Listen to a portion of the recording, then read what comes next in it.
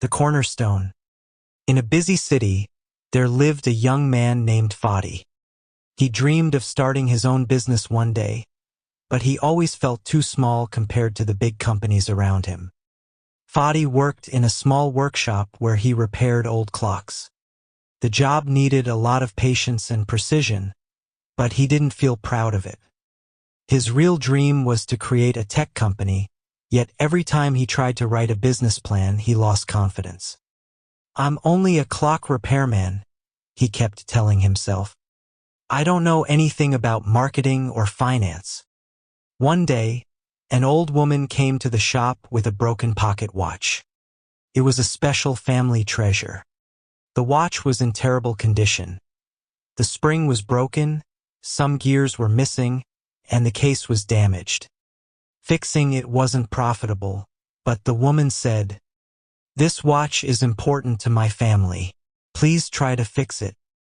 Fadi felt responsible, so he decided to try. For weeks, he worked very hard. Some parts were missing, so he had to make new gears by hand using simple tools. It was difficult and he failed many times, but he didn't give up.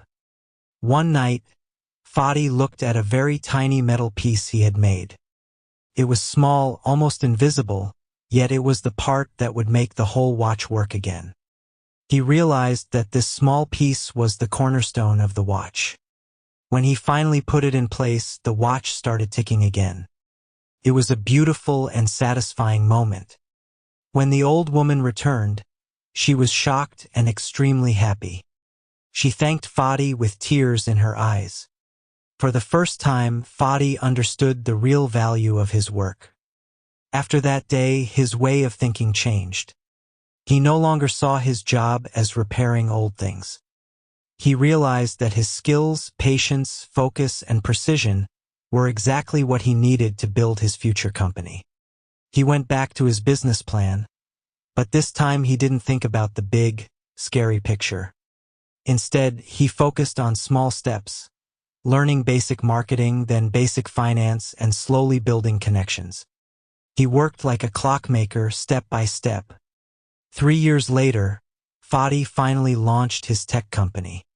It was not easy, but whenever he felt tired or discouraged, he looked at a photo of the old watch and remembered, to build something big, you only need to start with one small, well-made piece, and then another,